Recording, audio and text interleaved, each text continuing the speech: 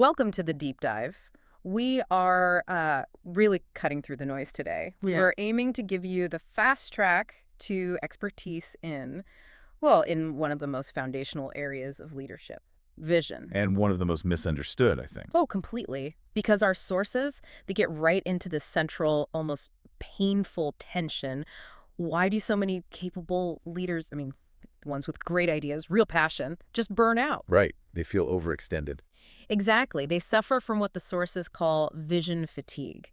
And the core argument we're unpacking is that too many leaders are running on the fuel of, human ambition. Which is a powerful fuel. For a while. Yeah. But it's not the same as the sustaining power of divine revelation. Exactly. And that's our mission here. We're not just talking about good ideas. We're trying to extract a kind of theological blueprint. A blueprint, I like that. Yeah, for taking a real faith-based calling and actually translating it into measurable long-term impact. Right. We want to move you past the abstract idea of a calling to something concrete. Repeatable pathways. Right. The goal is knowledge, quickly, but also thoroughly.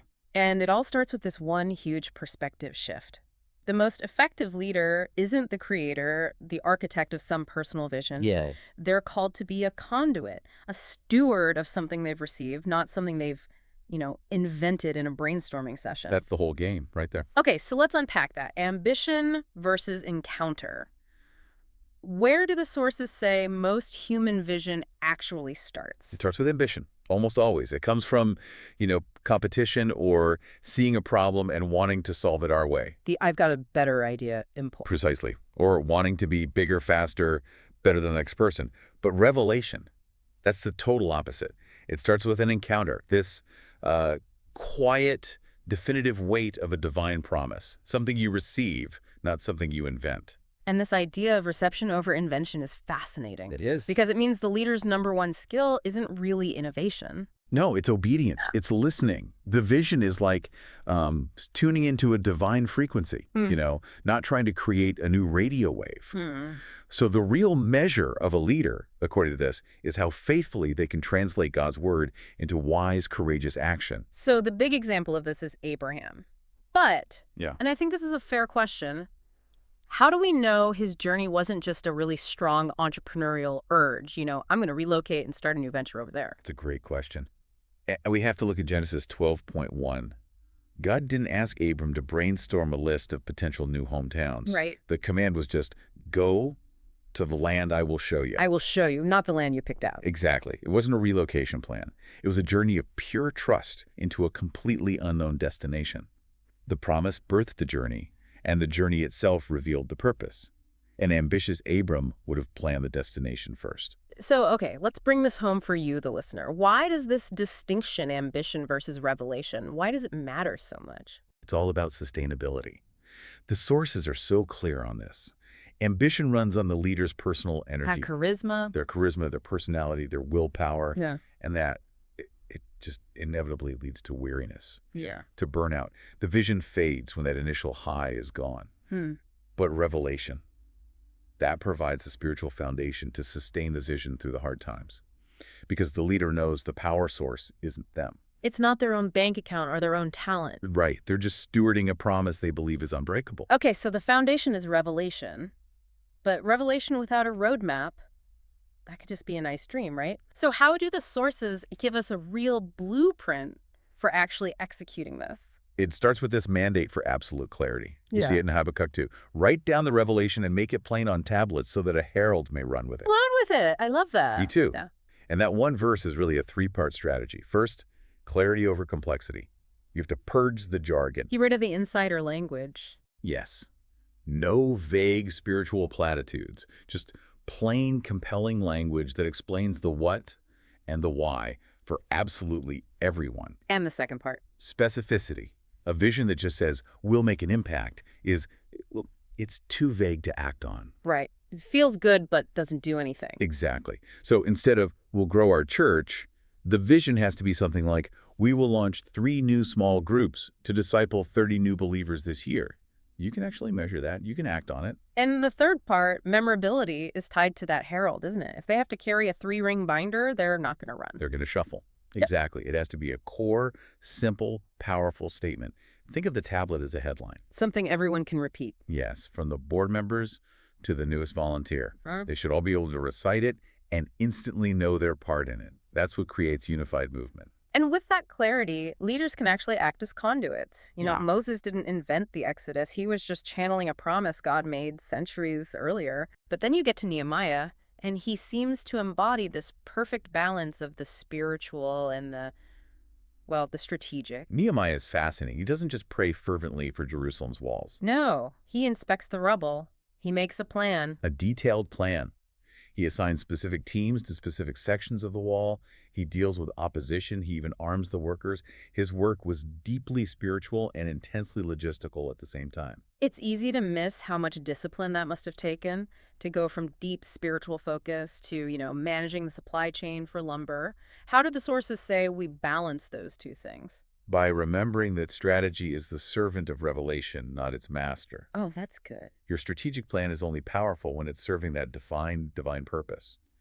Proverbs 16.3 says, "Commit your works to the Lord, and your plans will be established." It's not an excuse to avoid planning. It's a command to align your best human effort with divine intent. Exactly. When your strategy is an act of worship, you find the balance, and that alignment, that's where courage comes from, because you will face resistance. Always. But courage in this context isn't self-confidence. The sources call it God confidence. It's the conviction that the promiser is faithful, even when the path looks, well, impossible. It's why Joshua keeps hearing, "Be strong and courageous." He was stepping into the unknown, but he had a known, reliable source. Okay, so moving from the blueprint into reality that requires people. Yeah. Mobilization, the sources are adamant that leadership is never a solo act. Never. A vision that ends when the leader steps down isn't a vision, it's just a campaign. It's a campaign. It doesn't build a legacy. God's purpose always involves multiplication, which means the leader has to shift from being the sole vision caster to becoming a vision multiplier. And we see that, right? Jesus with the 12. Exactly. Or Paul with Timothy. Paul with Timothy, it's a classic example. And it's about fostering that co-ownership, so you have to move beyond just execution. You have to ask your people, okay, how does this vision actually resonate with your gifts, your passions? With you, yes. When people see how their unique role fits into the bigger purpose, it stops being the leader's burden and becomes the community's shared commitment. Which is key for sustaining it. It is. And sustaining it also requires adaptability. A real God-given vision is alive. It breathes.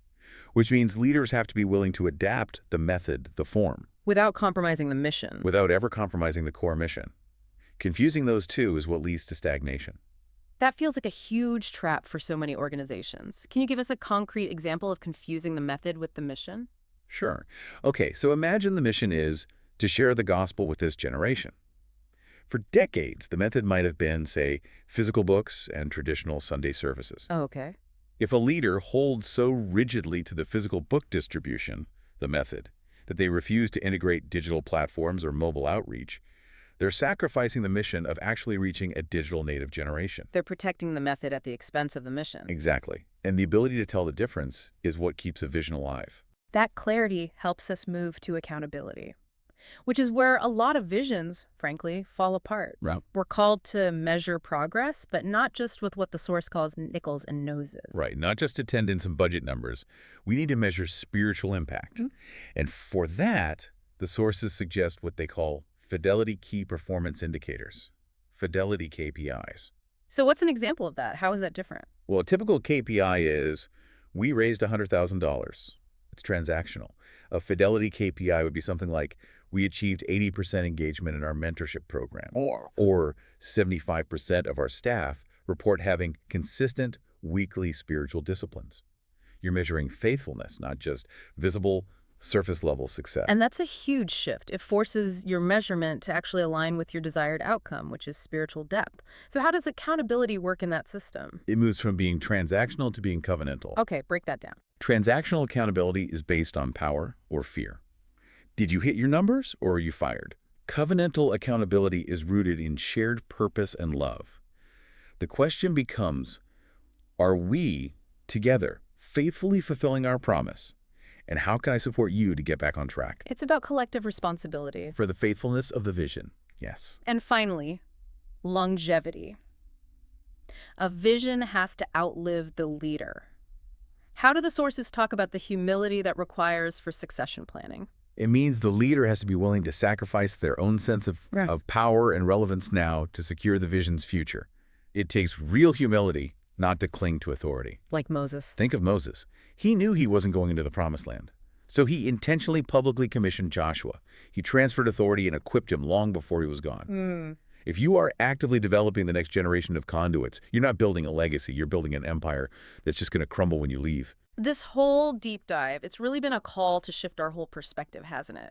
The focus moves completely from personal accomplishment, from what I built, to faithful stewardship of a sacred trust, what God revealed. That's it. And the ultimate measure is its legacy. Does it continue to glorify God for generations to come? And that requires that humility, that intentionality to plan who carries the torch next. Which leaves us with one final provocative thought for you to take with you.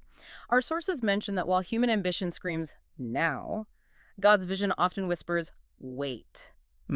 So, given the intense pressure for immediate results in your life and your organization, what is one pending decision where you need to pause and really test whether you're mistaking strategy for spiritual direction? Are you sure that what feels like human hesitation isn't actually disguising itself as divine delay? We really encourage you to engage with that this week. Let these principles challenge your assumptions and hopefully refine your leadership.